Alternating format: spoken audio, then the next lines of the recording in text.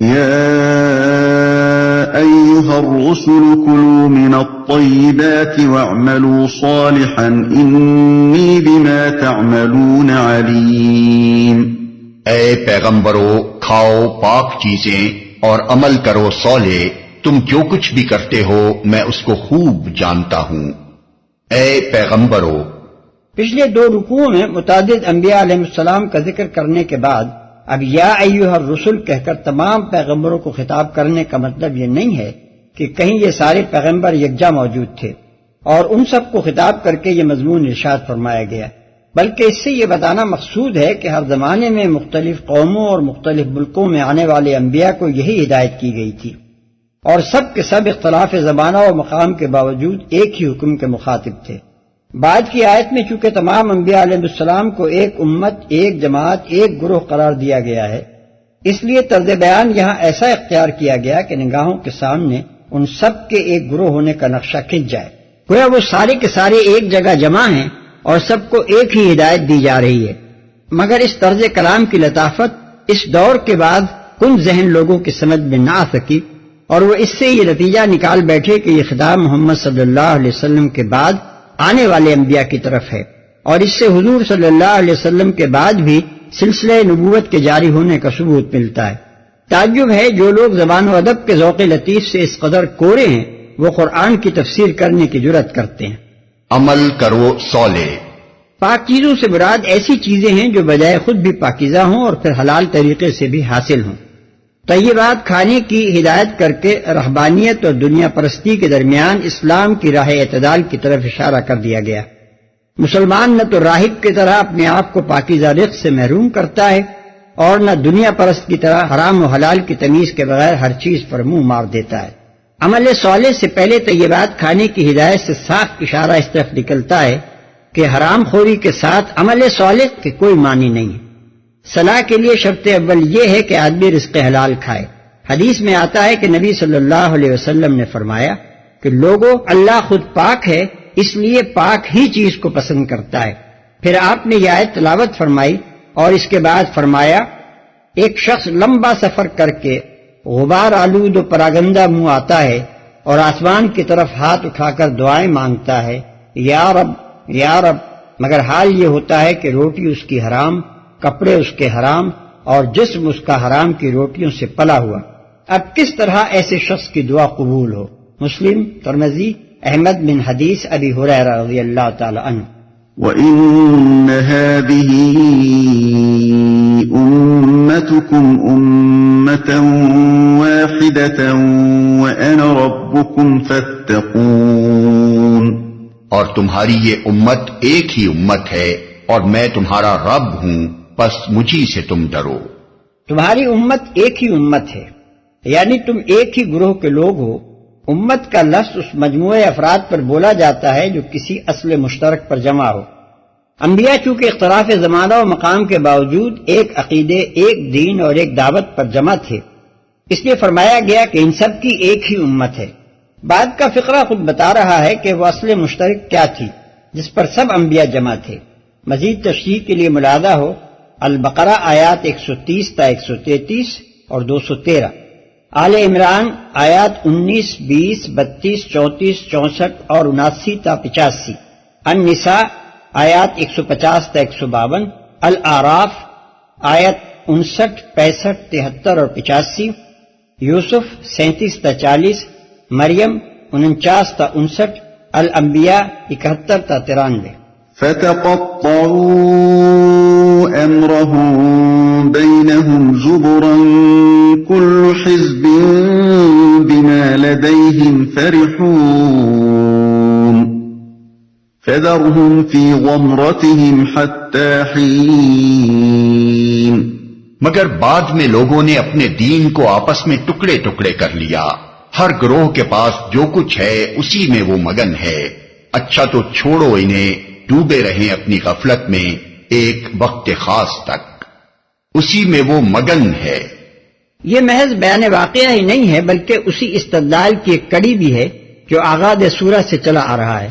دلیل کا خلاصہ یہ ہے کہ جب نوح علیہ السلام سے لے کر حضرت عیسیٰ علیہ السلام تک تمام انبیاء یہی توحید اور عقیدہ آخرت کی تعلیم دیتے رہے ہیں، تو لامحالہ اس سے ثابت ہوتا ہے کہ نوع انسانی کا اصل دین یہی اسلام ہے، اور دوسرے تمام مذاہب جو آج پائے جاتے ہیں وہ اسی کی بگڑی ہوئی صورتیں ہیں جو اس کی بعض صداقتوں کو مسخ کر کے اور اس کے اندر بعض من گھڑت باتوں کا اضافہ کر کے بنا لی گئی ہیں۔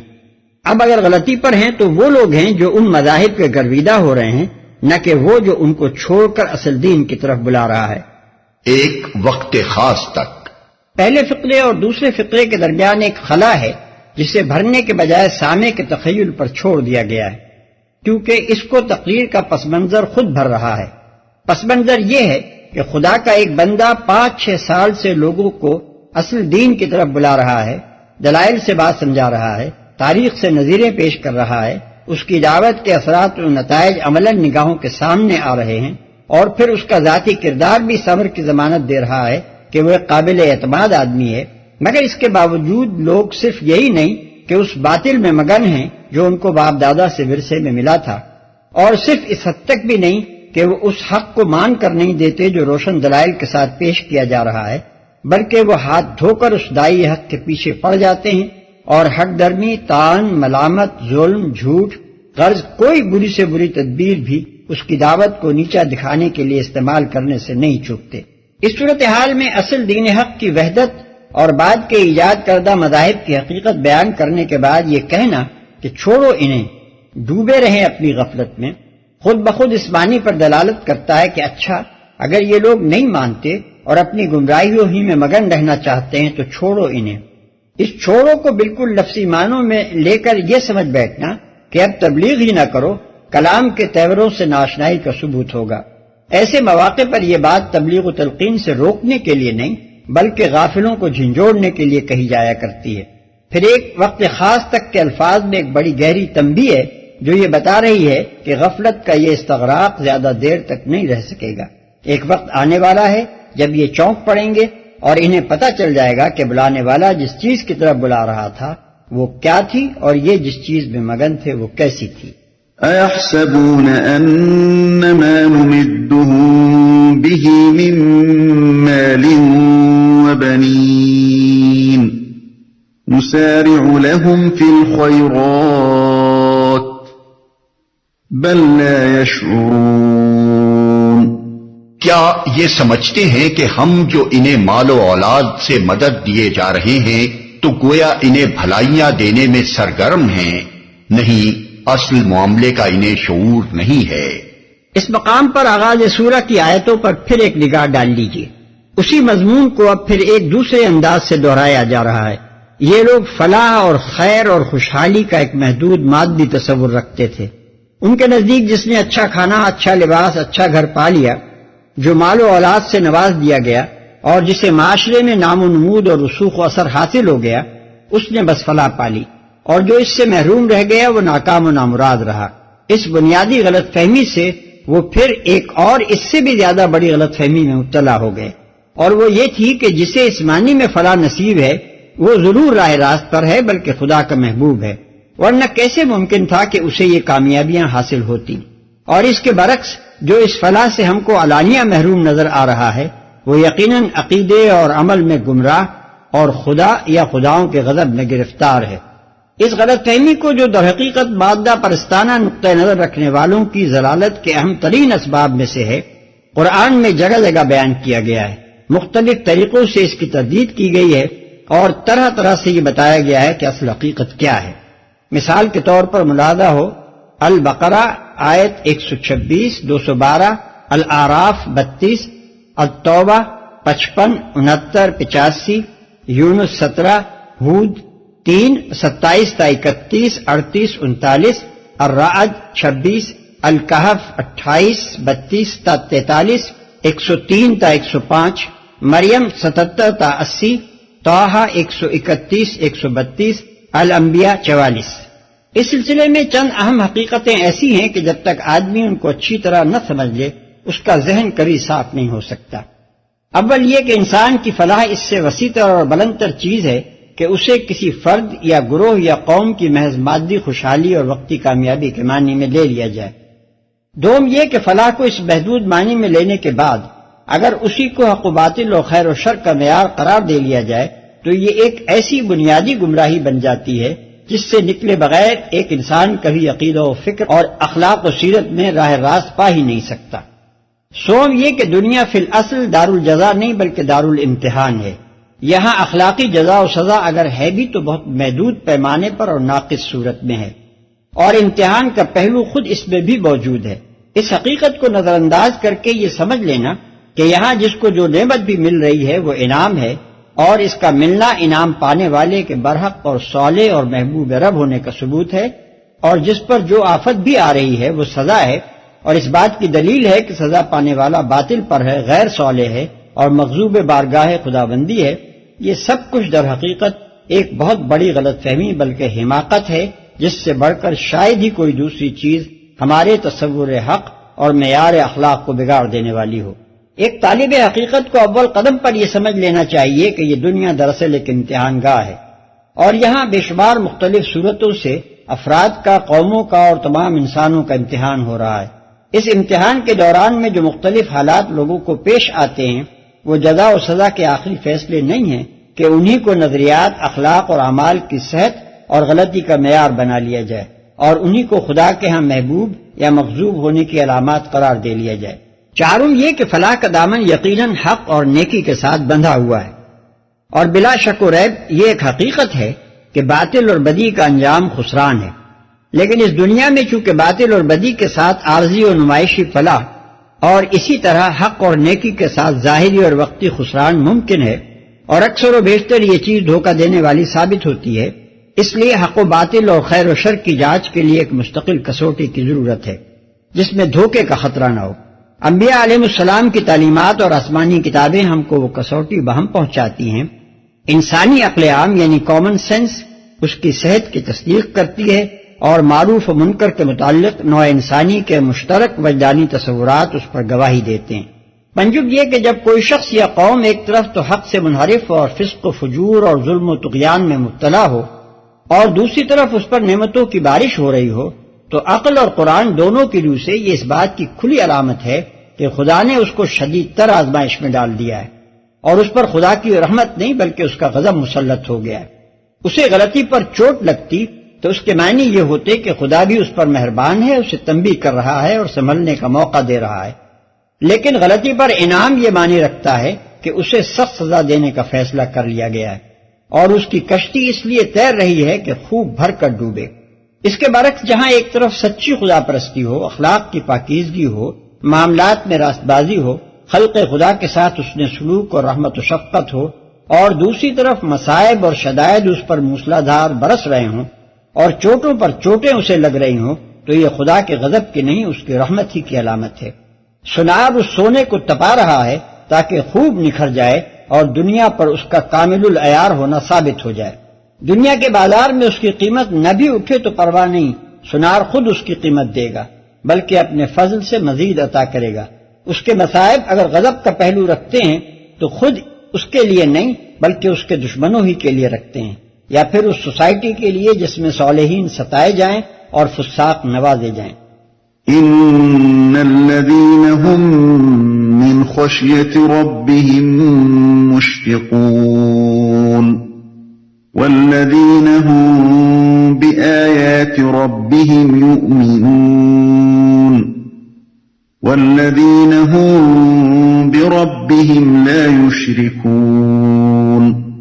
بھلائیوں کی طرف دوڑنے والے اور سبقت کر کے انہیں پا لینے والے تو در حقیقت وہ لوگ ہیں جو اپنے رب کے خوف سے ڈرے رہتے ہیں، جو اپنے رب کی آیات پر ایمان لاتے ہیں، جو اپنے رب کے ساتھ کسی کو شریک نہیں کرتے، انہیں پا لینے والے۔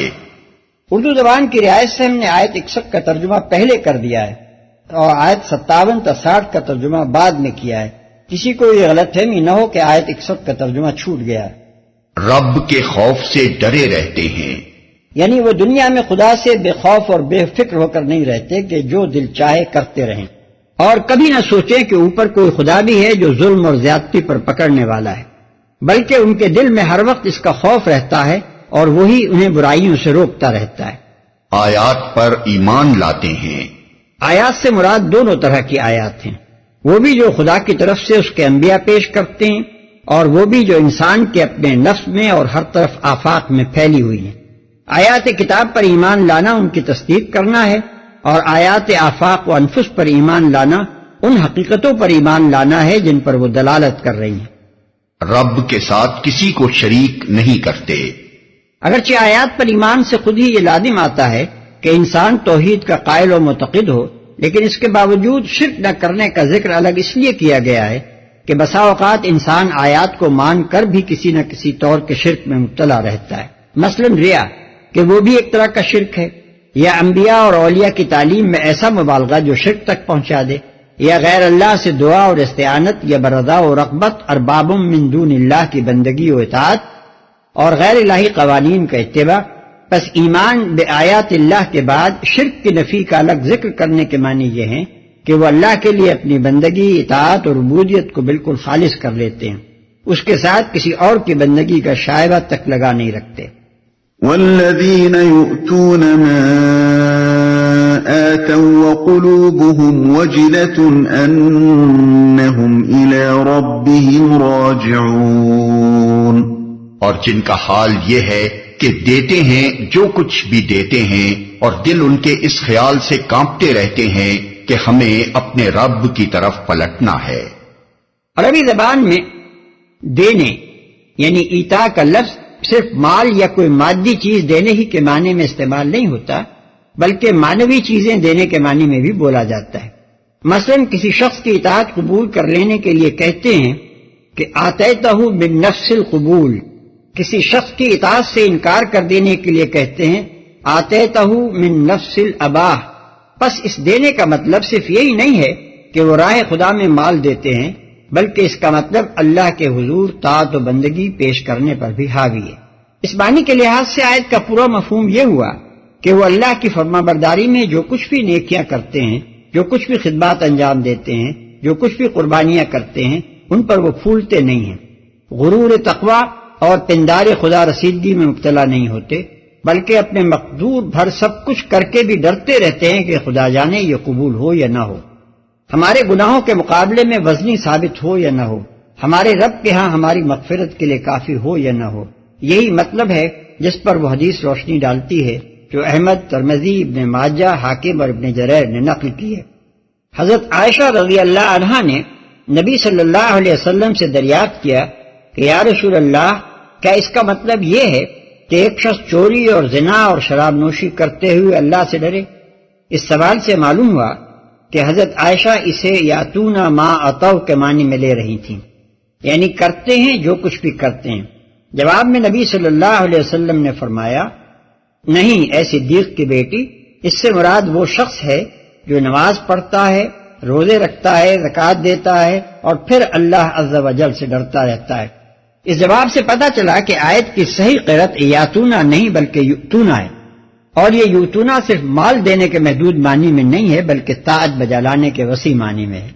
یہ آیت بتاتی ہے کہ ایک مومن کس قلبی کیفیت کے ساتھ اللہ کی بندگی کرتا ہے۔ اس کی مکمل تصویر حضرت عمر رضی اللہ عنہ کی وہ حالت ہے کہ عمر بھر کی بے نظیر خدمات کے بعد جب دنیا سے رخصت ہونے لگتے ہیں تو خدا کے محاسبے سے ڈرتے ہوئے جاتے ہیں اور کہتے ہیں کہ اگر آخرت میں برابر سرابر بھی چھوٹ جاؤں تو غنیمت ہے۔ حضرت حسن بصری رحمۃ اللہ علیہ نے خوب کہا ہے کہ مومن طاعت کرتا ہے پھر بھی ڈرتا رہتا ہے، اور منافق معصیت کرتا ہے پھر بھی بے خوف رہتا ہے۔ أولئك يسارعون في الخيرات وهم لها سابقون ولا نكلف نفسا إلا وسعها ولدينا كتاب ينطق بالحق وهم لا يظلمون۔ ہم کسی شخص کو اس کی مقدرت سے زیادہ کی تکلیف نہیں دیتے، اور ہمارے پاس ایک کتاب ہے جو ہر ایک کا حال ٹھیک ٹھیک بتا دینے والی ہے، اور لوگوں پر ظلم بہرحال نہیں کیا جائے گا کسی شخص کو۔ واضح رہے کہ آیت 61 کا ترجمہ آیات 57 سے پہلے کیا جا چکا ہے، یہاں سے آیت 62 کا ترجمہ شروع ہوتا ہے۔ تکلیف نہیں دیتے۔ اس سیاق و سباق میں یہ فقرہ اپنے اندر بڑی گہری معنویت رکھتا ہے جسے اچھی طرح سمجھنے کی کوشش کرنی چاہیے۔ پچھلی آیتوں میں بتایا گیا ہے کہ بھلائیاں لوٹنے والے اور سبقت کر کے انہیں پا لینے والے دراصل کون لوگ ہیں اور ان کی صفات کیا ہیں۔ اس مضمون کے بعد فوراً ہی یہ فرمایا کہ ہم کسی کو اس کی مقدرت سے زیادہ کی تکلیف نہیں دیتے۔ یہ معنی رکھتا ہے کہ یہ سیرت، یہ اخلاق اور یہ کردار کوئی فوق البشری چیز نہیں ہے۔ تم ہی جیسے گوشت پوست کے انسان اس روش پر چل کر دکھا رہے ہیں، لہذا تم یہ نہیں کہہ سکتے کہ تم سے کسی ایسی چیز کا مطالبہ کیا جا رہا ہے جو انسانی مقدرت سے باہر ہے۔ انسان کو تو مقدرت اس رویے کی بھی حاصل ہے جس پر تم چل رہے ہو، اور اس کی بھی حاصل ہے جس پر تمہاری اپنی قوم کے چند اہل ایمان چل رہے ہیں۔ اب فیصلہ جس چیز پر ہے وہ صرف یہ ہے کہ ان دونوں امکانی رویوں میں سے کون کس کا انتخاب کرتا ہے۔ اس انتخاب میں غلطی کر کے اگر آج تم اپنی ساری محنتیں اور کوششیں برائیاں سمیٹنے میں صرف کر دیتے ہو اور بھلائیوں سے محروم رہ جاتے ہو، تو کل اپنی اس حماقت کا خمیازہ بھگتنے سے تم کو یہ جھوٹی معذرت نہیں بچا سکے گی کہ بھلائیوں تک پہنچنے کا راستہ ہماری مقدرت سے باہر تھا۔ اس وقت یہ عذر پیش کرو گے تو تم سے پوچھا جائے گا کہ اگر یہ راستہ انسانی مقدرت سے باہر تھا تو تم ہی جیسے بہت سے انسان اس پر چلنے میں کیسے کامیاب ہو گئے۔ ٹھیک ٹھیک بتا دینے والی ہے۔ کتاب سے مراد ہے نامہ اعمال، جو ہر ایک شخص کا الگ الگ مرتب ہو رہا ہے، جس میں اس کی ایک ایک بات، ایک ایک حرکت، حتیٰ کہ خیالات اور ارادوں تک کی ایک ایک حالت ثبت کی جا رہی ہے۔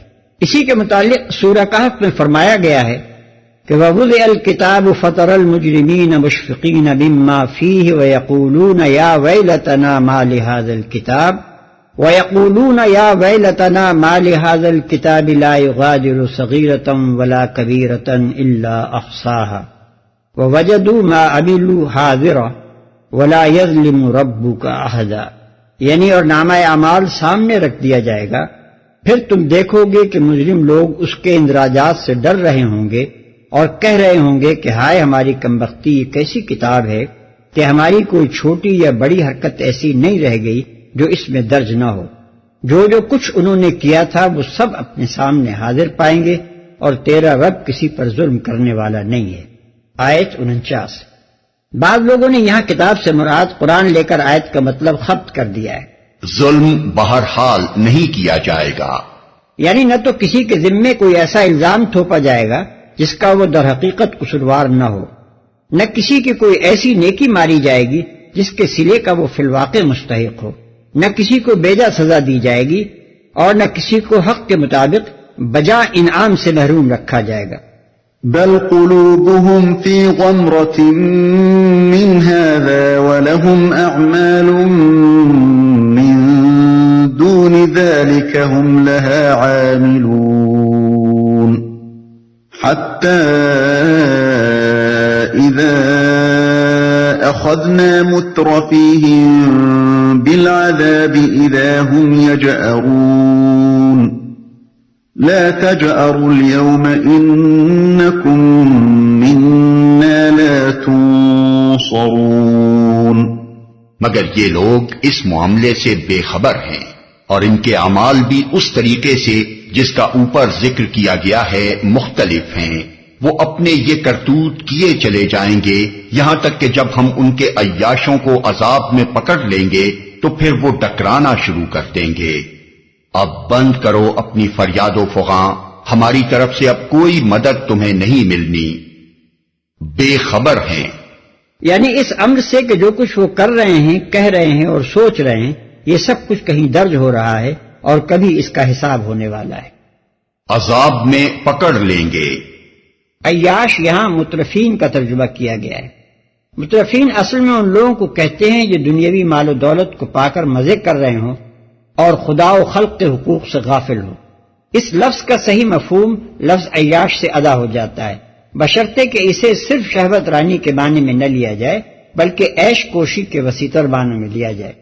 عذاب سے مراد یہاں غالباً آخرت کا عذاب نہیں ہے بلکہ دنیا کا عذاب ہے، جو اسی زندگی میں ظالموں کو دیکھنا پڑے۔ ڈکرانا شروع کر دیں گے۔ اصل میں لفظ جوار استعمال کیا گیا ہے، جو بیل کی اس آواز کو کہتے ہیں جو سخت تکلیف کے وقت وہ نکالتا ہے۔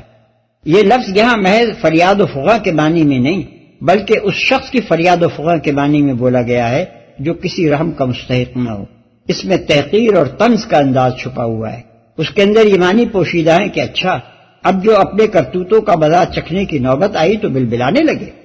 اب بند کرو اپنی فریاد و فغاں، یعنی اس وقت ان سے یہ کہا جائے گا قد كانت آياتي تتلى عليكم فكنتم على أعقابكم تنكصون مستكبرين به سامرا تهجرون۔ میری آیات سنائی جاتی تھی تو تم رسول کی آواز سنتے ہی الٹے پاؤں بھاگ نکلتے تھے، اپنے گھمنڈ میں اس کو خاطر ہی میں نہ لاتے تھے، اپنی چوپالوں میں اس پر باتیں چھاٹتے اور بکواس کیا کرتے تھے، بھاگ نکلتے تھے۔ یعنی اس کی بات سننا تک تمہیں گوارا نہ تھا، یہ تک برداشت نہ کرتے تھے کہ اس کی آواز کان میں پڑے، اپنی چوپالوں میں اس پر باتیں چھاٹتے۔ اصل میں لفظ سامرن استعمال کیا گیا ہے۔ سمر کے معنی ہے رات کے وقت بات چیت کرنا، گپے ہانکنا، قصے کہانیاں کہنا۔ دیہاتی اور قصباتی زندگی میں یہ راتوں کی گپیں عموماً چوپالوں میں ہوا کرتی ہیں، اور یہی اہل مکہ کا بھی دستور تھا۔ أفلم يدبروا القول أم جاءهم ما لم يأت آباءهم الأولين أم لم يعرفوا رسولهم فهم له منكرون أم يقولون به جنة بل جاءهم بالحق وأكثرهم للحق كارهون۔ تو کیا ان لوگوں نے کبھی اس کلام پر غور نہیں کیا، یا وہ کوئی ایسی بات لایا ہے جو کبھی ان کے اسلاف کے پاس نہ آئی تھی، یا یہ اپنے رسول سے کبھی کے واقف نہ تھے کہ انجانا آدمی ہونے کے باعث اس سے بدکتے ہیں، یا یہ اس بات کے قائل ہیں کہ وہ مجنون ہے؟ نہیں، بلکہ وہ حق لایا ہے، حق ہی ان کی اکثریت کو ناگوار ہے۔ اس کلام پر غور نہیں کیا، یعنی کیا ان کے اس رویے کی وجہ یہ ہے کہ اس کلام کو انہوں نے سمجھا ہی نہیں، اس لیے وہ اسے نہیں مانتے؟ ظاہر ہے کہ یہ وجہ نہیں ہے۔ قرآن کوئی چیزتا نہیں ہے، کسی ناقابل فہم زبان میں نہیں ہے، کسی ایسے مضمون اور موضوع کلام پر مشتمل نہیں ہے جو آدمی کی سمجھ سے بالاتر ہو۔ وہ اس کی ایک ایک بات اچھی طرح سمجھتے ہیں اور مخالفت اس لیے کرتے ہیں کہ جو کچھ وہ پیش کر رہا ہے اسے نہیں ماننا چاہتے، نہ اس لیے کہ انہوں نے سمجھنے کی کوشش کی اور سمجھ میں نہ آیا۔ اسلاف کے پاس نہ آئی تھی، یعنی کیا ان کے انکار کی وجہ یہ ہے کہ وہ ایک نرالی بات پیش کر رہا ہے جس سے انسانی کان کبھی آشنا ہی نہ ہوئے تھے؟ ظاہر ہے کہ یہ وجہ بھی نہیں ہے۔ خدا کی طرف سے انبیاء کا آنا، کتابیں لے کر آنا، توحید کی دعوت دینا، آخرت کی باز پرس سے ڈرانا اور اخلاق کی معروف بھلائیاں پیش کرنا، ان میں سے کوئی چیز بھی ایسی نہیں ہے جو تاریخ میں آج پہلی مرتبہ رونما ہوئی ہو، اور اس سے پہلے کبھی اس کا ذکر نہ سنا گیا۔ ان کے گرد و پیش عراق، شام اور مصر میں انبیاء پر انبیاء آئے ہیں جنہوں نے یہی باتیں پیش کی ہیں، اور یہ لوگ اس سے ناواقف نہیں ہیں۔ خود ان کی اپنی سرزمین میں ابراہیم اور اسماعیل علیہ السلام آئے، ہود اور صالح اور شعیب علیہ السلام آئے، ان کے نام آج تک ان کی زبانوں پر ہیں۔ ان کو یہ خود فرستادہ الہی مانتے ہیں، اور ان کو یہ بھی معلوم ہے کہ وہ مشرک نہ تھے بلکہ خدا واحد کی بندگی سکھاتے تھے۔ اس لیے در حقیقت ان کے انکار کی وجہ یہ بھی نہیں ہے کہ ایک بالکل ہی انوکھی بات سن رہے ہیں جو کبھی نہ سنی گئی تھی، اس سے بدکتے ہیں۔ یعنی کیا ان کے انکار کی وجہ یہ ہے کہ ایک بالکل اجنبی آدمی جس سے یہ کبھی کے واقف نہ تھے اچانک ان کے درمیان آ کھڑا ہوا ہے اور کہتا ہے کہ مجھے مان لو؟ ظاہر ہے کہ یہ بات بھی نہیں ہے۔ جو شخص یہ دعوت پیش کر رہا ہے وہ ان کی اپنی برادری کا آدمی ہے، اس کی نسبی شرافت ان سے مخفی نہیں، اس کی ذاتی زندگی ان سے چھپی ہوئی نہیں، بچپن سے جوانی اور جوانی سے بڑھاپے کی سرحد تک وہ ان کے سامنے پہنچا ہے۔ اس کی صداقت سے، اس کی راست بازی سے، اس کی امانت سے، اس کی بے داغ سیرت سے یہ خوب واقف ہیں۔ اس کو خود امین کہتے رہے ہیں، اس کی دیانت پر ان کی ساری برادری بھروسہ کرتی رہی ہے، اس کے بدترین دشمن تک یہ مانتے ہیں کہ وہ کبھی جھوٹ نہیں بولا ہے۔ اس کی پوری جوانی عفت و پاک دامنی کے ساتھ گزری ہے۔ سب کو معلوم ہے کہ وہ نہایت شریف اور نہایت نیک آدمی ہے، حلیم ہے، حق پسند ہے، امن پسند ہے، جھگڑوں سے کنارہ کش ہے، معاملے میں کھرا ہے، قول و قرار کا پکا ہے، ظلم نہ خود کرتا ہے نہ ظالموں کا ساتھ دیتا ہے، کسی حقدار کا حق ادا کرنے میں اس نے کوتاہی نہیں کی ہے، ہر مصیبت زدہ بے کس حاجت مند کے لیے اس کا دروازہ ایک رحیم و شفیق ہمدرد کا دروازہ ہے۔ پھر وہ یہ بھی جانتے ہیں کہ نبوت کے دعوے سے ایک دن پہلے تک بھی کسی نے اس کی زبان سے کوئی ایسی بات نہ سنی تھی جس سے یہ شبہ کیا جا سکتا ہو کہ کسی دعوے کی تیاریاں کی جا رہی ہیں، اور جس روز اس نے دعویٰ کیا اس کے بعد سے آج تک وہ ایک ہی بات کہتا رہا ہے، کوئی پلٹی اس نے نہیں کھائی ہے، کوئی رد و بدل اپنے دعوے اور دعوت میں اس نے نہیں کیا ہے، کوئی تدریجی ارتقاء اس کے دعووں میں نظر نہیں آتا کہ کوئی یہ گمان کر سکے کہ آہستہ آہستہ قدم جما کر دعووں کی وادی میں پیش قدمی کی جا رہی ہے۔ پھر اس کی زندگی اس بات پر بھی گواہ ہے کہ جو کچھ اس نے دوسروں سے کہا ہے وہ پہلے خود کر کے دکھایا ہے، اس کے قول اور عمل میں تضاد نہیں ہے، اس کے پاس ہاتھی کے دانت نہیں ہیں کہ دکھانے کے اور ہوں اور چبانے کے اور وہ دینے کے بعد الگ اور لینے کے الگ نہیں رکھتا۔ ایسے جانے بوجھے اور جانچے پرکھے آدمی کے متعلق وہ یہ نہیں کہہ سکتے کہ صاحب دودھ کا جلا چھاچھ کو پھونک پھونک کر پیتا ہے۔ بڑے بڑے فریبی آتے ہیں اور دل موہ لینے والی باتیں کر کے اول اعتبار جما لیتے ہیں، بعد میں معلوم ہوتا ہے کہ سب محض چکما ہی چکما تھا۔ یہ صاحب بھی کیا خبر اصل میں کیا ہوں، اور بناوٹ کا ملمہ اترنے کے بعد کیا کچھ ان کے اندر سے نکل آئے، اس لیے ان کو مانتے ہوئے ہمارا تو ماتھا ٹھنکتا ہے۔ وہ مجنون ہے، یعنی کیا ان کے انکار کی وجہ یہ ہے کہ واقعی وہ محمد صلی اللہ علیہ وسلم کو مجنون سمجھتے ہیں؟ ظاہر ہے کہ یہ بھی اصلی وجہ نہیں ہے، کیونکہ زبان سے چاہے وہ کچھ ہی کہتے رہیں، دلوں میں تو ان کی دانائی اور زیرکی کے قائل ہے۔ علاوہ بری ایک پاگل اور ایک ہوش مند آدمی کا فرق کوئی ایسا چھپا ہوا تو نہیں ہوتا کہ دونوں میں تمیز کرنا مشکل ہو۔ آخر ایک ہٹ دھرم اور بے حیا آدمی کے سوا کون اس کلام کو سن کر یہ کہہ سکتا ہے کہ یہ کسی دیوانے کا کلام ہے، اور اس شخص کی زندگی کو دیکھ کر یہ رائے ظاہر کر سکتا ہے کہ یہ کسی مقبوط الحواس آدمی کی زندگی ہے۔ بڑا ہی عجیب ہے وہ جنون، یا مستشرقین مغرب کی بکواس کے مطابق مرگی کا وہ دورہ جس میں آدمی کی زبان سے قرآن جیسا کلام نکلے، اور جس میں آدمی ایک تحریک کی ایسی کامیاب رہنمائی کرے کہ اپنے ہی ملک کی نہیں دنیا بھر کی قسمت بدل ڈالے۔ وَلَوِ اتَّبَعَ الْحَقُّ أَهْوَاءَهُمْ لَفَسَدَتِ السَّمَاوَاتُ وَالْأَرْضُ وَمَنْ فِيهِنَّ بَلْ أَتَيْنَاهُمْ بِذِكْرِهِمْ فَهُمْ عَنْ ذِكْرِهِمْ مُعْرِضُونَ۔ اور حق اگر کہیں ان کی خواہشات کے پیچھے چلتا تو زمین اور آسمان اور ان کی ساری آبادی کا نظام درہم برہم ہو جاتا، نہیں بلکہ ہم ان کا اپنا ہی ذکر ان کے پاس لائے ہیں اور وہ اپنے ذکر سے منہ موڑ رہے ہیں، درہم برہم ہو جاتا۔ اس مختصر سے جملے میں ایک بڑی بات کہی گئی ہے جسے اچھی طرح سمجھنے کی کوشش کرنی چاہیے۔ دنیا میں نادان لوگوں کی بالعموم یہ روش ہوتی ہے کہ جو شخص ان سے حق بات کہتا ہے وہ اس سے ناراض ہو جاتے ہیں، گویا ان کا مطلب یہ ہوتا ہے کہ بات وہ کہی جائے جو ان کی خواہش کے مطابق ہو، نہ کہ وہ جو حقیقت اور واقع کے مطابق ہو۔ حالانکہ حقیقت بہرحال حقیقت ہی رہتی ہے، خواہ وہ کسی کو پسند ہو یا ناپسند۔ تمام دنیا کی متفقہ خواہش بھی کسی واقع کو غیر واقع اور کسی امر حق کو غیر حق نہیں بنا سکتی۔ کجا کے حقائق اور واقعات ایک ایک شخص کی خواہشات کے مطابق ڈھلا کریں اور ہر آن بے شمار متضاد خواہشوں سے ہم آہنگ ہوتے رہیں۔ حماقت مآب ذہن کبھی یہ سوچنے کی زحمت گوارا نہیں کرتے کہ حقیقت اور ان کی خواہش کے درمیان اگر اختلاف ہے تو یہ قصور حقیقت کا نہیں بلکہ ان کے اپنے نفس کا ہے۔ وہ اس کی مخالفت کر کے اس کا کچھ نہ بگاڑ سکیں گے، اپنا ہی کچھ بگاڑ لیں گے۔ کائنات کا یہ عظیم الشان نظام جن اٹل حقائق اور قوانین پر مبنی ہے، ان کے زیر سایہ رہتے ہوئے انسان کے لیے اس کے سوا کوئی چارہ ہی نہیں ہے کہ اپنے خیالات، خواہشات اور طرز عمل کو حقیقت کے مطابق بنائے، اور اس غرض کے لیے ہر وقت دلیل، تجربے اور مشاہدے سے یہ جاننے کی کوشش کرتا رہے کہ حقیقت نفس الامری کیا ہے۔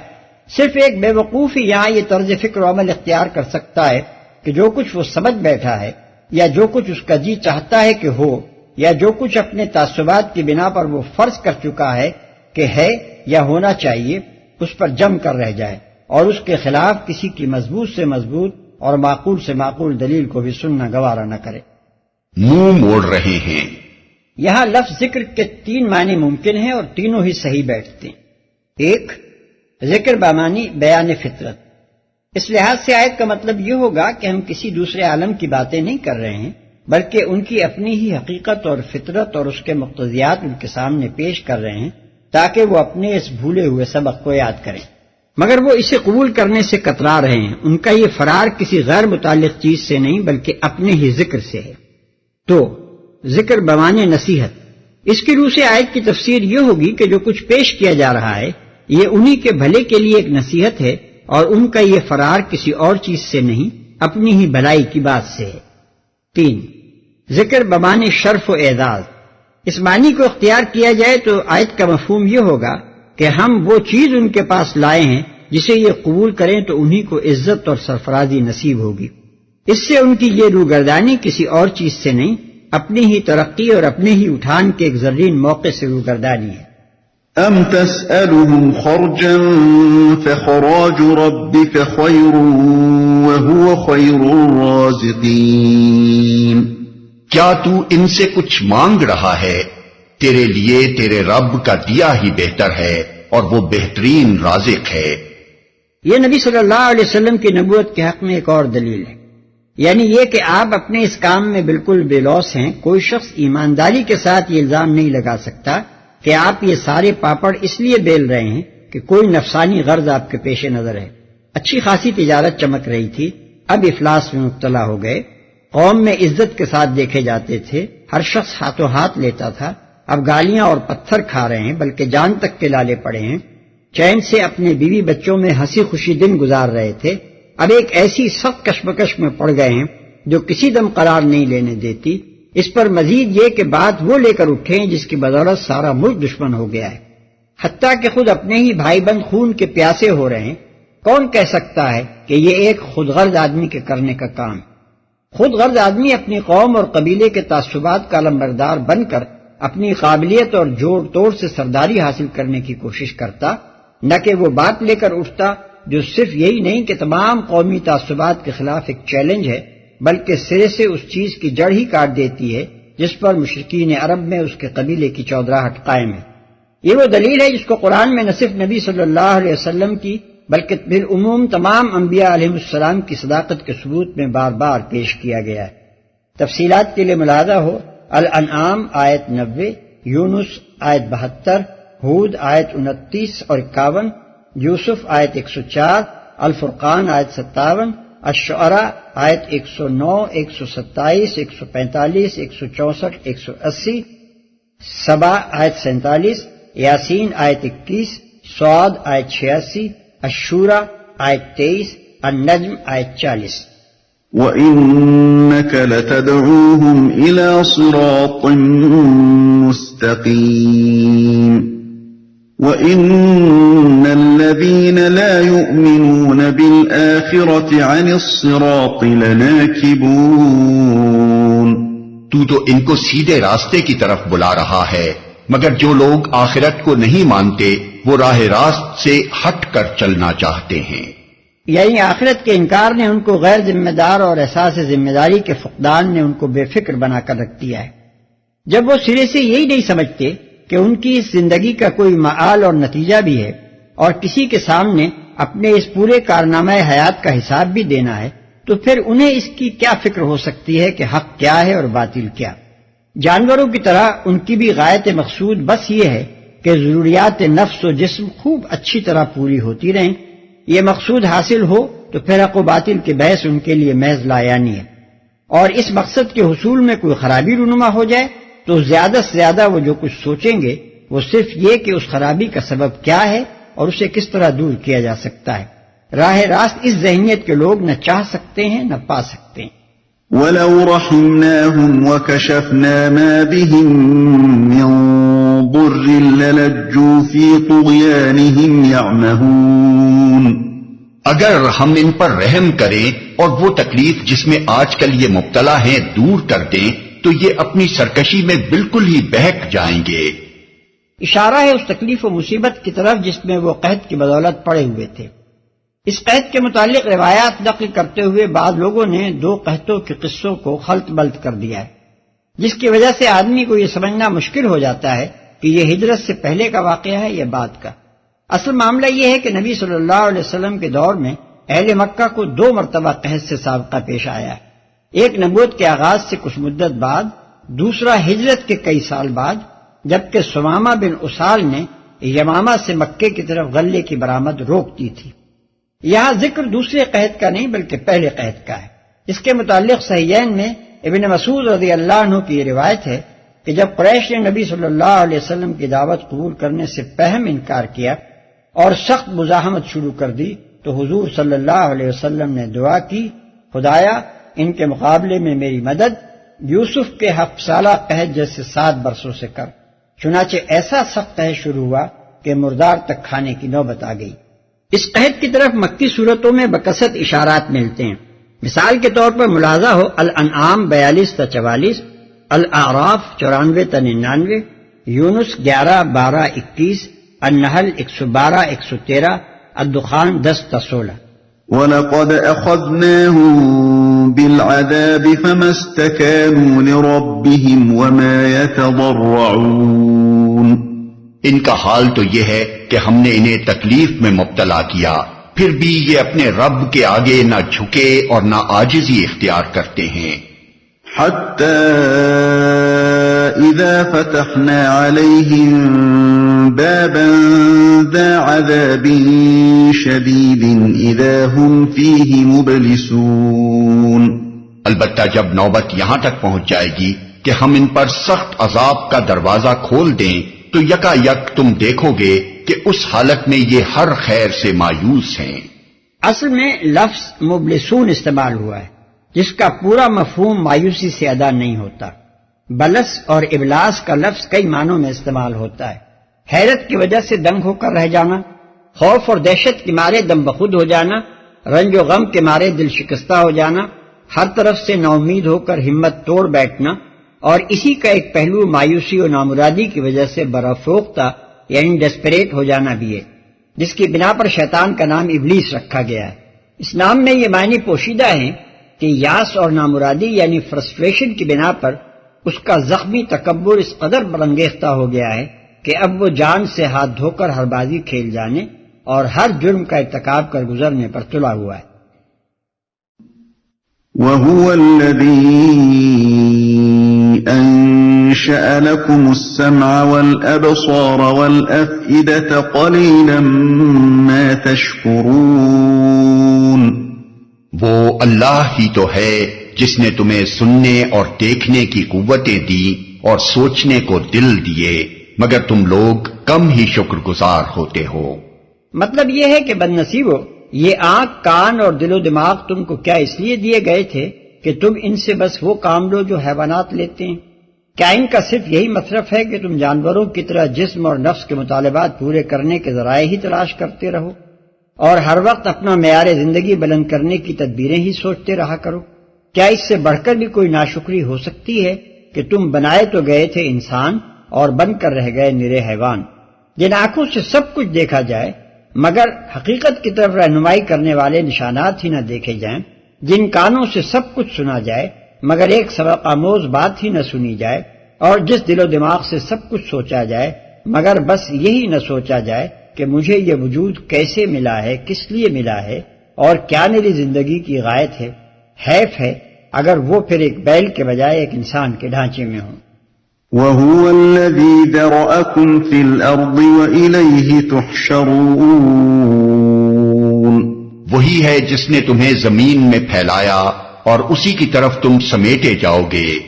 وَهُوَ الَّذِي يُحْيِي وَيُمِيتُ وَلَهُ اخْتِلَافُ اللَّيْلِ وَالنَّهَارِ أَفَلَا تَعْقِلُونَ۔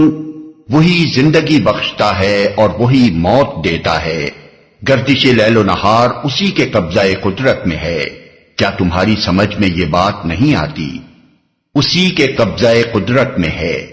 علم کے ذرائع یعنی حواس اور قوت فکر اور ان کے مصرف صحیح سے انسان کی غفلت پر متنبہ کرنے کے بعد اب ان نشانیوں کی طرف توجہ دلائی گئی ہے جن کا مشاہدہ اگر کھلی آنکھوں سے کیا جائے اور جن کی نشاندہی سے اگر صحیح طور پر استدلال کیا جائے یا کھلے کانوں سے کسی معقول استدلال کو سنا جائے تو آدمی حق تک پہنچ سکتا ہے، یہ بھی معلوم کر سکتا ہے کہ یہ کارخانہ ہستی بے خدا یا بہت سے خداؤں کا ساختہ و پرداختہ نہیں ہے بلکہ توحید کی اساس پر قائم ہے۔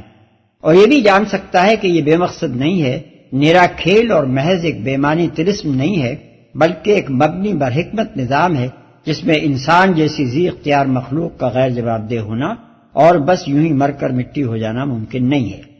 سمجھ میں یہ بات نہیں آتی۔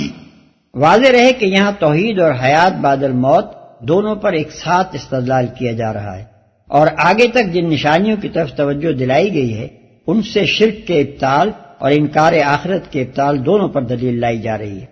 بل قالوا مثل ما قال الأولون، مگر یہ لوگ وہی کچھ کہتے ہیں جو ان کے پیش رو کہہ چکے ہیں۔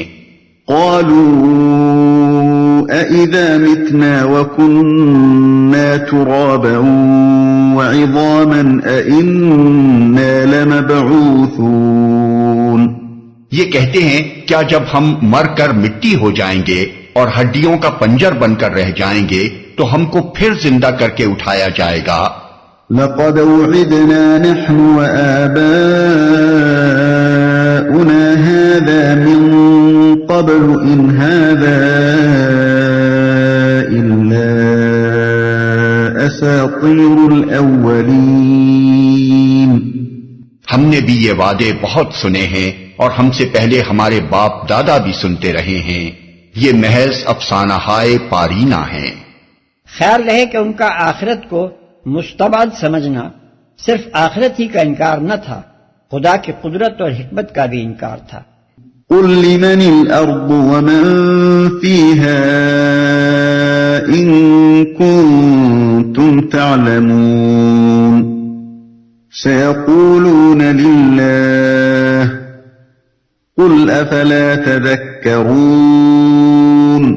ان سے کہو بتاؤ اگر تم جانتے ہو کہ یہ زمین اور اس کی ساری آبادی کس کی ہے، یہ ضرور کہیں گے اللہ کی، کہو پھر تم ہوش میں کیوں نہیں آتے؟ یعنی کیوں یہ بات نہیں سمجھتے کہ پھر اس کے سوا کوئی بندگی کا مستحق بھی نہیں ہے اور اس کے لیے زمین کی اس آبادی کو دوبارہ پیدا کر دینا بھی مشکل نہیں ہے۔ قل من رب السماوات السبع ورب العرش العظيم سيقولون لله قل أفلا تتقون۔ ان سے پوچھو ساتوں آسمانوں اور عرش عظیم کا مالک کون ہے، یہ ضرور کہیں گے اللہ، کہو پھر تم ڈرتے کیوں نہیں؟ یہ ضرور کہیں گے اللہ۔ اصل میں لفظ للہ استعمال ہوا ہے، یعنی یہ سب چیزیں بھی اللہ کی ہیں۔ ہم نے ترجمے میں محض اردو زبان کے حسن کلام کی خاطر وہ اسلوب اختیار کیا ہے۔ پھر تم ڈرتے کیوں نہیں؟ یعنی پھر کیوں تمہیں اس سے بغاوت کرتے اور اس کے سوا دوسروں کی بندگی کرتے ہوئے ڈر نہیں لگتا، اور کیوں تم کو یہ خوف لاحق نہیں ہوتا کہ آسمان و زمین کے فرمانروا نے اگر کبھی ہم سے حساب لیا تو ہم کیا جواب دیں گے؟ قل من بيده ملكوت كل شيء وهو يجير ولا يجار عليه إن كنتم تعلمون سيقولون لله قل فأنا تسحرون۔ ان سے کہو بتاؤ اگر تم جانتے ہو کہ ہر چیز پر اقتدار کس کا ہے اور کون ہے وہ جو پناہ دیتا ہے اور اس کے مقابلے میں کوئی پناہ نہیں دے سکتا، یہ ضرور کہیں گے کہ یہ بات تو اللہ ہی کے لیے ہے، کہو پھر کہاں سے تم کو دھوکہ لگتا ہے؟ ہر چیز پر اقتدار۔ اصل میں لفظ ملکوت استعمال ہوا ہے جس میں ملک یعنی بادشاہی اور ملک یعنی مالکیت دونوں مفہوم شامل ہیں، اور اس کے ساتھ یہ انتہائی مبالغے کا صیغہ ہے۔ اس تفصیل کے لحاظ سے آیت کے پیش کردہ سوال کا پورا مطلب یہ ہے کہ ہر چیز پر کامل اقتدار کس کا ہے اور ہر چیز پر پورے مالکانہ اختیارات کس کو حاصل؟ کہاں سے تم کو دھوکہ لگتا ہے؟ اصل الفاظ ہیں انا تسحرون، جن کا لفظی ترجمہ ہے کہاں سے تم مسحور کیے جاتے ہو۔ سحر اور جادو کی حقیقت یہ ہے کہ وہ ایک چیز کو اس کی اصل ماہیت اور صحیح صورت کے خلاف بنا کر دکھاتا ہے اور دیکھنے والے کے ذہن میں یہ غلط تاثر پیدا کرتا ہے کہ اس شے کی اصلیت وہ ہے جو بناوٹی طور پر ساحر پیش کر رہا ہے۔ پس آیت میں جو سوال کیا گیا ہے اس کا مطلب یہ ہے کہ کس نے تم پر یہ سحر کر دیا ہے کہ یہ سب باتیں جاننے کے باوجود حقیقت تمہاری سمجھ میں نہیں آتی؟ کس کا جادو تم پر چل گیا ہے کہ جو مالک نہیں ہیں وہ تمہیں مالک یا اس کے شریک نظر آتے ہیں، اور جنہیں کوئی اقتدار حاصل نہیں ہے وہ اصل صاحب اقتدار کی طرح بلکہ اس سے بھی بڑھ کر تم کو بندگی کے مستحق محسوس ہوتے ہیں؟ کس نے تمہاری آنکھوں پر پٹی باندھ دی ہے کہ جس خدا کے متعلق خود مانتے ہو کہ اس کے مقابلے میں کوئی پناہ دینے والا نہیں ہے، اس سے غداری و بے وفائی کرتے ہو اور پھر بھروسہ ان کی پناہ پر کر رہے ہو جو اس سے تم کو نہیں بچا سکتے؟ کس نے تم کو اس دھوکے میں ڈال دیا ہے کہ جو ہر چیز کا مالک ہے وہ تم سے کبھی نہ پوچھے گا کہ تم نے میری چیزوں کو کس طرح استعمال کیا، اور جو ساری کائنات کا بادشاہ ہے وہ کبھی تم سے اس کی باز پرس نہ کرے گا کہ میری بادشاہی میں تم اپنی بادشاہیاں چلانے یا دوسروں کی بادشاہیاں ماننے کے کیسے مجاز ہو گئے؟ سوال کی یہ نوعیت اور زیادہ معنی خیز ہو جاتی ہے جب یہ بات پیش نظر رہے کہ قریش کے لوگ نبی صلی اللہ علیہ وسلم پر سحر کا الزام رکھتے تھے۔ اس طرح گویا سوال کے انہی الفاظ میں یہ مضمون بھی ادا ہو گیا کہ بے وقوفو، جو شخص تمہیں اصل حقیقت یعنی وہ حقیقت جسے تمہارے اپنے اعترافات کے مطابق حقیقت ہونا چاہیے بتاتا ہے، وہ تو تم کو نظر آتا ہے جادوگر، اور جو لوگ تمہیں رات دن حقیقت کے خلاف باتیں باور کراتے رہتے ہیں، حتیٰ کہ جنہوں نے تم کو صحیح عقل اور منطق کے خلاف، تجربے اور مشاہدے کے خلاف، تمہاری اپنی اعتراف کردہ صداقتوں کے خلاف سراسر جھوٹی اور بے اصل باتوں کا معتقد بنا دیا ہے، ان کے بارے میں کبھی تمہیں یہ شبہ نہیں ہوتا کہ اصل جادوگر تو وہ ہیں۔ بل اتیناہم بالحق وانہم لکاذبون، جو امر حق ہے وہ ہم ان کے سامنے لے آئے ہیں اور کوئی شک نہیں کہ یہ لوگ جھوٹے ہیں۔ یعنی اپنے اس قول میں جھوٹے کہ اللہ کے سوا کسی اور کو بھی الوہیت یعنی خدائی کی صفات، اختیارات اور حقوق یا ان میں سے کوئی حصہ حاصل ہے، اور اپنے اس قول میں جھوٹے کہ زندگی بعد موت ممکن نہیں ہے۔ ان کا جھوٹ ان کے اپنے اعترافات سے ثابت ہے۔ ایک طرف یہ ماننا کہ زمین و آسمان کا مالک اور کائنات کی ہر چیز کا مختار اللہ ہے، اور دوسری طرف یہ کہنا کہ خدائی تنہا اسی کی نہیں ہے بلکہ دوسروں کا بھی، یعنی جو لامحالہ اس کے مملوک ہی ہوں گے، اس میں کوئی حصہ ہے۔ یہ دونوں باتیں صریح طور پر ایک دوسرے سے متناقض ہیں۔ اسی طرح ایک طرف یہ کہنا کہ ہم کو اور اس عظیم الشان کائنات کو خدا نے پیدا کیا ہے، اور دوسری طرف یہ کہنا کہ خدا اپنی ہی پیدا کردہ مخلوق کو دوبارہ پیدا نہیں کر سکتا، صریحاً خلاف عقل ہے۔ لہذا ان کی اپنی مانی ہوئی صداقتوں سے یہ ثابت ہے کہ شرک اور انکار آخرت دونوں ہی جھوٹے عقیدے ہیں جو انہوں نے اختیار کر رکھے ہیں۔ ما اتخذ اللہ من ولد وما كان معه من إله إذا لذهب كل إله بما خلق ولعلى بعضهم على بعض سبحان الله عما يصفون عالم الغيب والشهادة فتعالى عما يشركون۔ اللہ نے کسی کو اپنی اولاد نہیں بنایا ہے اور کوئی دوسرا خدا اس کے ساتھ نہیں ہے۔ اگر ایسا ہوتا تو ہر خدا اپنی خلق کو لے کر الگ ہو جاتا اور پھر وہ ایک دوسرے پر چڑھ دوڑتے۔ پاک ہے اللہ ان باتوں سے جو یہ لوگ بناتے ہیں۔ کھلے اور چھپے کا جاننے والا وہ بالا تر ہے اس شرک سے جو یہ لوگ تجویز کر رہے ہیں۔ کسی کو اپنی اولاد نہیں بنایا ہے۔ یہاں کسی کو یہ غلط فہمی نہ ہو کہ یہ ارشاد محض عیسائیت کی تردید میں ہے۔ نہیں، مشرکین عرب بھی اپنے معبودوں کو خدا کی اولاد قرار دیتے تھے، اور دنیا کے اکثر مشرکین اس گمراہی میں ان کے شریک حال رہے ہیں۔ چونکہ عیسائیوں کا عقیدہ ابن اللہ زیادہ مشہور ہو گیا ہے، اس لیے بعض اکابر مفسرین تک کو یہ غلط فہمی لاحق ہو گئی کہ یہ آیت اسی کی تردید میں وارد ہوئی ہے، حالانکہ ابتدا سے روئے سخن کفار مکہ کی طرف ہے اور آخر تک ساری تقریر کے مخاطب وہی ہیں۔ اس سیاق و سباق میں یکایک عیسائیوں کی طرف کلام کا رخ پھر جانا بے معنی ہے۔ البتہ ضمناً اس میں ان تمام لوگوں کے عقائد کی تردید ہو گئی ہے جو خدا سے اپنے معبودوں یا پیشواؤں کا نسب ملاتے ہیں، خواہ وہ عیسائی ہوں یا مشرکین عرب یا کوئی اور۔ ایک دوسرے پر چڑھ دوڑتے، یعنی یہ کسی طرح ممکن نہ تھا کہ کائنات کی مختلف قوتوں اور مختلف حصوں کے خالق اور مالک الگ الگ خدا ہوتے، اور پھر ان کے درمیان ایسا مکمل تعاون ہوتا جیسا کہ تم اس پورے نظام عالم کی بے شمار قوتوں اور بے حد و حساب چیزوں میں اور ان گنت تاروں اور سیاروں میں پا رہے ہو۔ نظام کی باقاعدگی اور اجزائے نظام کی ہم آہنگی اقتدار کی مرکزیت و وحدت پر خود دلالت کر رہی ہے۔ اگر اقتدار بٹا ہوا ہوتا تو اصحاب اقتدار میں اختلاف رونما ہونا یقیناً ناگزیر تھا، اور یہ اختلاف ان کے درمیان جنگ اور تصادم تک پہنچے بغیر نہ رہ سکتا تھا۔ یہی مضمون سورہ انبیاء میں اس طرح بیان ہوا ہے کہ لو کان فیہما آلہۃ الا اللہ لفسدتا، آیت 22، یعنی اگر زمین اور آسمان میں اللہ کے سوا دوسرے خدا بھی ہوتے تو دونوں کا نظام بگڑ جاتا۔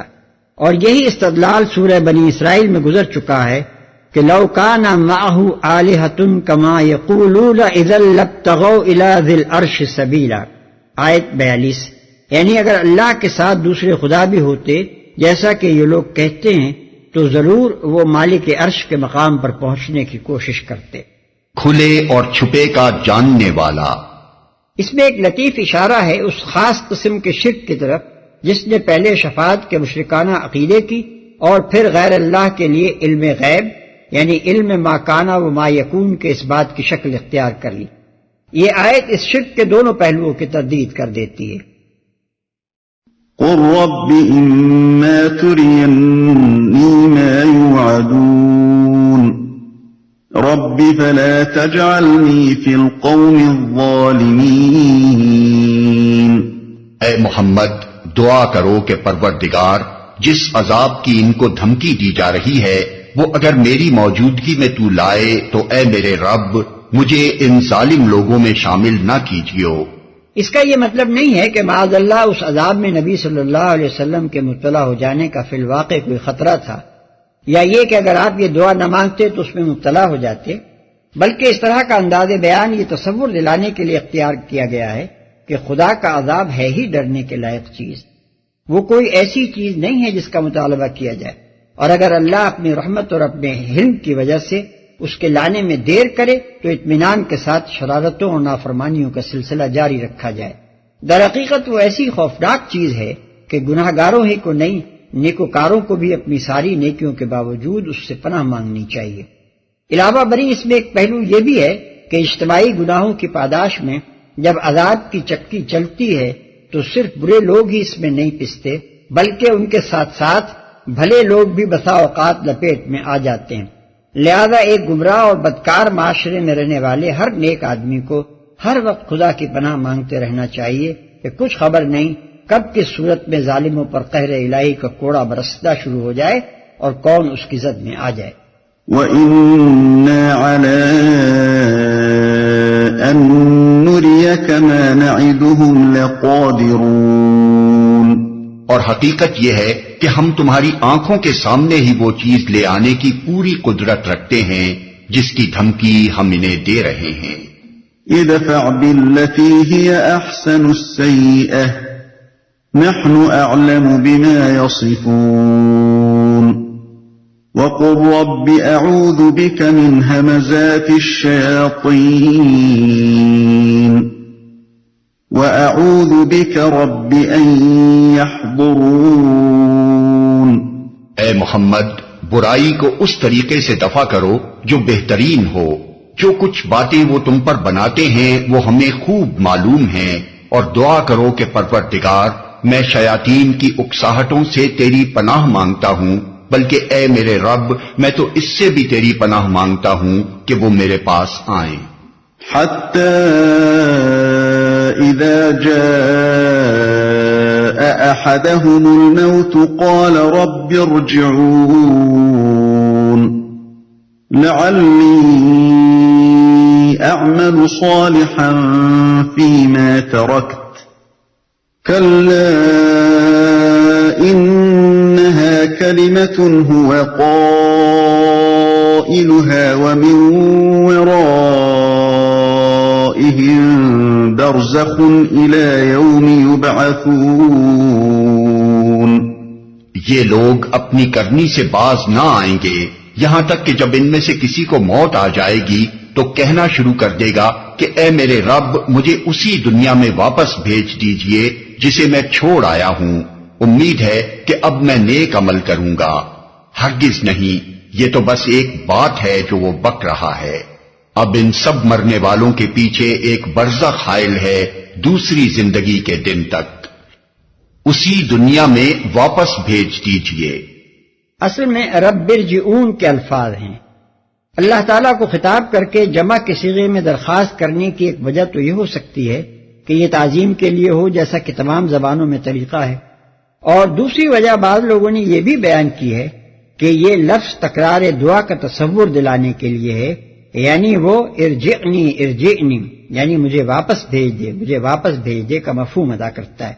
اس کے علاوہ بعض مفسرین نے یہ خیال بھی ظاہر کیا ہے کہ رب کا خطاب اللہ تعالیٰ سے ہے اور ارجعونی کا خطاب ان فرشتوں سے ہے جو اس مجرم روح کو گرفتار کر کے لے جا رہے ہوں گے.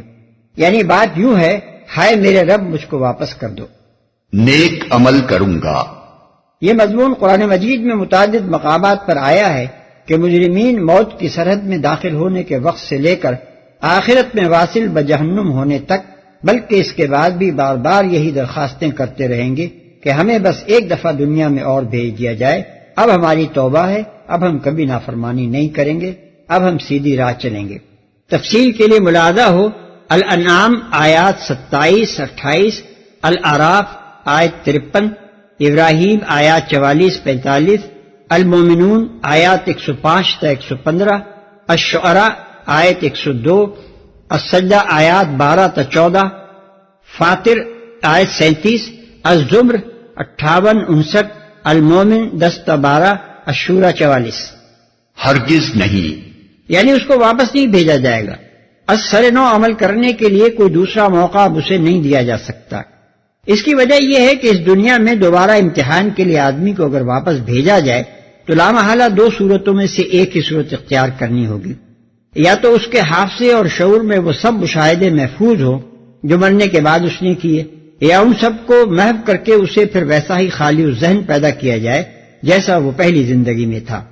اول ذکر صورت میں امتحان کا مقصد فوت ہو جاتا ہے، کیونکہ اس دنیا میں تو آدمی کا امتحان ہے ہی اس بات کا کہ وہ حقیقت کا مشاہدہ کیے بغیر اپنی عقل سے حق کو پہچان کر اسے مانتا ہے یا نہیں، اور طاعت و معصیت کی آزادی رکھتے ہوئے ان دونوں راہوں میں سے کس راہ کا انتخاب کرتا ہے. اب اگر اسے حقیقت کا مشاہدہ بھی کرا دیا جائے اور معصیت کا انجام عملاً دکھا کر معصیت کے انتخاب کی راہ بھی اس پر بند کر دی جائے تو پھر امتحان گاہ میں اسے بھیجنا فضول ہے. اس کے بعد کون ایمان نہ لائے گا اور کون طاعت سے منہ موڑ سکے گا. رہی دوسری صورت تو یہ آزمودہ را آزمودن کا ہم مانی ہے. جو شخص ایک دفعہ اسی امتحان میں ناکام ہو چکا ہے اسے پھر بے عین ہی ویسا ہی ایک اور امتحان دینے کے لیے بھیجنا لاحاصل ہے، کیونکہ وہ پھر وہی کچھ کرے گا جیسا کہ پہلے کر چکا ہے. جو وہ بک رہا ہے. یہ ترجمہ بھی ہو سکتا ہے کہ یہ تو اب اسے کہنا ہی ہے. مطلب یہ ہے کہ اس کی یہ بات قابل التفات نہیں ہے. شامت آ جانے کے بعد اب وہ یہ نہ کہے گا تو اور کیا کہے گا، مگر یہ محض کہنے کی بات ہے. پلٹے گا تو پھر وہی کچھ کرے گا جو کر کے آیا ہے، لہذا اسے بکنے دو، واپسی کا دروازہ اس پر نہیں کھولا جا سکتا. دوسری زندگی کے دن تک. برزخ فارسی لفظ پردے کا معرب ہے. آیت کا مطلب یہ ہے کہ اب ان کے اور دنیا کے درمیان ایک روک ہے جو انہیں واپس جانے نہیں دے گی، اور قیامت تک یہ دنیا اور آخرت کے درمیان کی اس حد فاصل میں ٹھہرے رہیں گے. فَإِذَا نُفِخَ فِي الصُّورِ فَلَا أَنْسَابَ بَيْنَهُمْ يَوْمَئِذٍ وَلَا يَتَسَاءَلُونَ. پھر جو ہی کہ سور پھونک دیا گیا ان کے درمیان پھر کوئی رشتہ نہ رہے گا اور نہ وہ ایک دوسرے کو پوچھیں گے. اس کا مطلب یہ نہیں ہے کہ باپ باپ نہ رہے گا اور بیٹا بیٹا نہ رہے گا، بلکہ مطلب یہ ہے کہ اس وقت نہ باپ بیٹے کے کام آئے گا نہ بیٹا باپ کے. ہر ایک اپنے حال میں کچھ اس طرح گرفتار ہوگا کہ دوسرے کو پوچھنے تک کا ہوش نہ ہوگا، کجا کہ اس کے ساتھ کوئی ہمدردی یا اس کی کوئی مدد کر سکے. دوسرے مقامات پر اس مضمون کو یوں بیان کیا گیا ہے، وَلَا يُسْأَلُ حَمِيمٌ حَمِيمًا، یعنی کوئی جگری دوست اپنے دوست کو نہ پوچھے گا. سورہ معارج آیت 10. اور یود المجرم لو یفتدی من عذاب یومئذ ببنیہ وصاحبتہ واخیہ وفصیلتہ التی تؤویہ ومن فی الارض جمیعا ثم ینجیہ، یعنی اس روز مجرم کا جی چاہے گا کہ اپنی اولاد اور بیوی اور بھائی اور اپنی حمایت کرنے والے قریب ترین کنبے اور دنیا بھر کے سب لوگوں کو فدیے میں دے دے اور اپنے آپ کو عذاب سے بچا لے۔ المعارج آیات 11 تا 14۔ اور یوم یفر المرء من اخیہ وامہ وابیہ وصاحبتہ وبنیہ لکل امرئ منہم یومئذ شأن یغنیہ، یعنی وہ دن کہ آدمی اپنے بھائی اور ماں اور باپ اور بیوی اور اولاد سے بھاگے گا، اس روز ہر شخص اپنے حال میں ایسا مبتلا ہوگا کہ اسے کسی کا ہوش نہ رہے گا۔ سورہ عبس آیات 34 تا 37۔ فمن ثقلت موازینه فأولئک هم المفلحون، اس وقت جن کے پلڑے بھاری ہوں گے وہی فلاح پائیں گے۔ پلڑے بھاری ہوں گے یعنی جن کے قابل قدر اعمال وزنی ہوں گے، جن کی نیکیوں کا پلڑا برائیوں کے پلڑے سے زیادہ بھاری ہوگا۔ ومن خفت موازینه فأولئک الذین خسروا انفسهم فی جہنم خالدون، اور جن کے پلڑے ہلکے ہوں گے وہی لوگ ہوں گے جنہوں نے اپنے آپ کو گھاٹے میں ڈال دیا، وہ جہنم میں ہمیشہ رہیں گے۔ اپنے آپ کو گھاٹے میں ڈال لیا۔ آغاز سورہ میں اور پھر چوتھے رکوع میں فلاح اور خسران کا جو معیار پیش کیا جا چکا ہے اسے ذہن میں پھر تازہ کر لیجئے۔ تلفح وجوہهم النار وهم فیہا کالحون، آگ ان کے چہروں کی کھال چاٹ جائے گی اور ان کے جبڑے باہر نکل آئیں گے۔ اصل میں لفظ کالحون استعمال کیا گیا ہے۔ کالح عربی زبان میں اس چہرے کو کہتے ہیں جس کی کھال الگ ہو گئی ہو اور دانت باہر آ گئے ہوں، جیسے بکرے کی بھنی ہوئی سری۔ عبداللہ ابن مسعود رضی اللہ عنہ سے کسی نے کالح کے معنی پوچھے تو انہوں نے کہا الم تر الی الرأس المشیط، کیا تم نے بھنی ہوئی سری نہیں دیکھی؟ أَلَمْ تَكُنْ آيَاتِي تُتْلَى عَلَيْكُمْ فَكُنْتُمْ بِهَا تُكَذِّبُونَ قَالُوا رَبَّنَا غَلَبَتْ عَلَيْنَا شِقْوَتُنَا وَكُنَّا قَوْمًا ضَالِّينَ، کیا تم وہی لوگ نہیں ہو کہ میری آیات تمہیں سنائی جاتی تھی تو تم انہیں جھٹلاتے تھے؟ وہ کہیں گے اے ہمارے رب، ہماری بدبختی ہم پر چھا گئی تھی، ہم واقعی گمراہ لوگ تھے۔ ربنا اخرجنا منها فإن عدنا فإنا ظالمون، اے پروردگار اب ہمیں یہاں سے نکال دے، پھر ہم ایسا قصور کریں تو ظالم ہوں گے۔ قال اخسئوا فيها ولا تكلمون، اللہ تعالی جواب دے گا دور ہو میرے سامنے سے، پڑے رہو اسی میں اور مجھ سے بات نہ کرو۔ یعنی اپنی رہائی کے لیے کوئی عرض معروض نہ کرو، اپنی معذرتیں پیش نہ کرو۔ یہ مطلب نہیں ہے کہ ہمیشہ کے لیے بالکل چپ ہو جاؤ۔ بعض روایات میں آیا ہے کہ یہ ان کا آخری کلام ہوگا جس کے بعد ان کی زبانیں ہمیشہ کے لیے بند ہو جائیں گی، مگر یہ بات بظاہر قرآن کے خلاف پڑتی ہے، کیونکہ آگے قرآن خود ہی ان کی اور اللہ تعالیٰ کی گفتگو نقل کر رہا ہے، لہذا یا تو یہ روایات غلط ہیں یا پھر ان کا مطلب یہ ہے کہ اس کے بعد وہ رہائی کے لیے کوئی عرض معروض نہ کر سکیں گے۔ إنه كان فريق من عبادي يقولون ربنا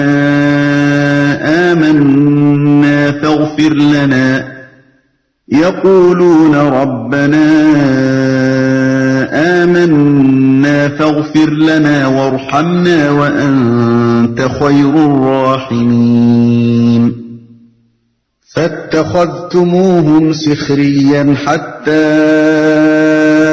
أنسوكم ذكري وكنتم منهم تضحكون۔ تم وہی لوگ تو ہو کہ میرے کچھ بندے جب کہتے تھے کہ اے ہمارے پروردگار ہم ایمان لائے، ہمیں معاف کر دے، ہم پر رحم کر، تو سب رحیموں سے اچھا رحیم ہے، تو تم نے ان کا مذاق بنا لیا، یہاں تک کہ ان کی ضد نے تمہیں یہ بھی بھلا دیا کہ میں بھی کوئی ہوں، اور تم ان پر ہنستے رہے۔ إني جزيتهم اليوم بما صبروا أنهم هم الفائزون. آج ان کے اس صبر کا میں نے یہ پھل دیا ہے کہ وہی کامیاب ہیں. پھر اسی مضمون کا اعادہ ہے کہ فلاح کا مستحق کون ہے اور خسران کا مستحق کون.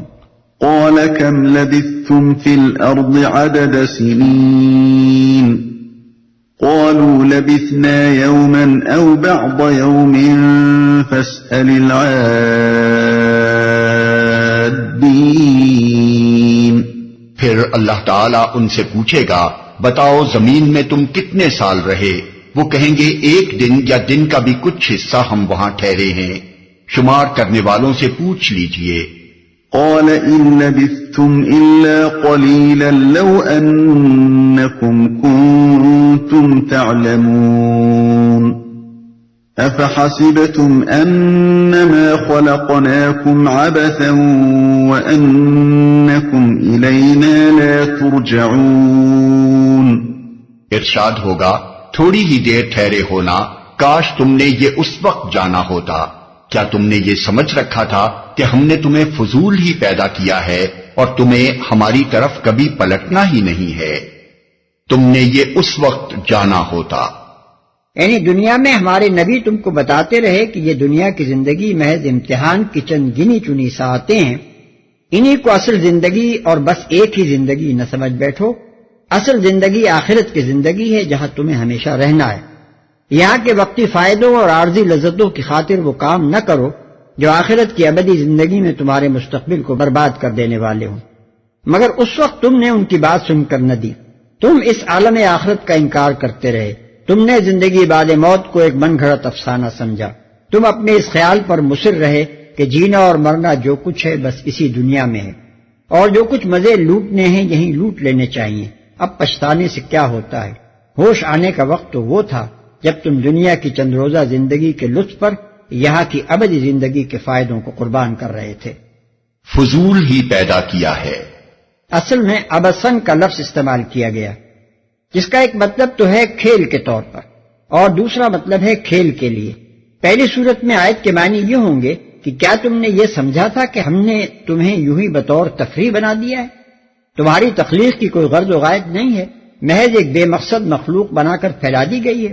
دوسری صورت میں مطلب یہ ہوگا کہ کیا تم یہ سمجھتے تھے کہ تم بس کھیل کود اور تفریح اور ایسی لا حاصل مصروفیتوں کے لیے پیدا کیے گئے ہو جن کا کبھی کوئی نتیجہ نکلنے والا نہیں ہے. فتعالى الله الملك الحق لا إله إلا هو رب العرش الكريم. پس بالا و برتر ہے اللہ بادشاہ حقیقی، کوئی خدا اس کے سوا نہیں، مالک ہے عرش بزرگ کا. بالا و برتر ہے یعنی بالا و برتر ہے اس سے کہ فعل عبث کا ارتکاب اس سے ہو، اور بالا و برتر ہے اس سے کہ اس کے بندے اور مملوک اس کے خدائی میں اس کے شریک ہوں. ومن يدع مع الله إلها آخر لا برهان له به فإنما حسابه عند ربه إنه لا يفلح الكافرون. اور جو کوئی اللہ کے ساتھ کسی اور معبود کو پکارے جس کے لیے اس کے پاس کوئی دلیل نہیں تو اس کا حساب اس کے رب کے پاس ہے. ایسے کافر کبھی فلاح نہیں پا سکتے. کوئی دلیل نہیں. دوسرا ترجمہ یہ بھی ہو سکتا ہے کہ جو کوئی اللہ کے ساتھ کسی اور معبود کو پکارے اس کے لیے اپنے اس فعل کے حق میں کوئی دلیل نہیں ہے، اس کے رب کے پاس ہے.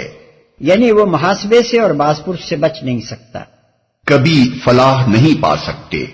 یہ پھر اسی مضمون کا اعادہ ہے کہ اصل میں فلاح پانے والے کون ہیں اور اس سے محروم رہنے والے کون. وَقُلْ رَبِّ اغْفِرْ وَارْحَمْ وَأَنْتَ خَيْرُ الرَّاحِمِينَ. اے محمد کہو میرے رب درگزر فرما اور رحم کر، اور تو سب رحیموں سے اچھا رحیم ہے. یہاں اس دعا کی لطیف معنویت نگاہ میں رہے. ابھی چند سطر اوپر یہ ذکر آ چکا ہے کہ آخرت میں اللہ تعالی نبی صلی اللہ علیہ وسلم اور صحابہ کرام رضوان اللہ تعالی علیہم اجمعین کے دشمنوں کو معاف کرنے سے یہ کہہ کر انکار فرمائے گا کہ میرے جو بندے یہ دعا مانگتے تھے تم ان کا مذاق اڑاتے تھے۔ اس کے بعد اب نبی صلی اللہ علیہ وسلم کو اور ضمناً صحابہ کرام کو بھی یہ حکم دیا جا رہا ہے کہ تم ٹھیک وہی دعا مانگو جس کا ہم ابھی ذکر کر آئے ہیں۔ ہماری صاف تنبیہ کے باوجود اب اگر یہ تمہارا مذاق اڑائیں تو آخرت میں اپنے خلاف گویا خود ہی ایک مضبوط مقدمہ تیار کر دیں گے۔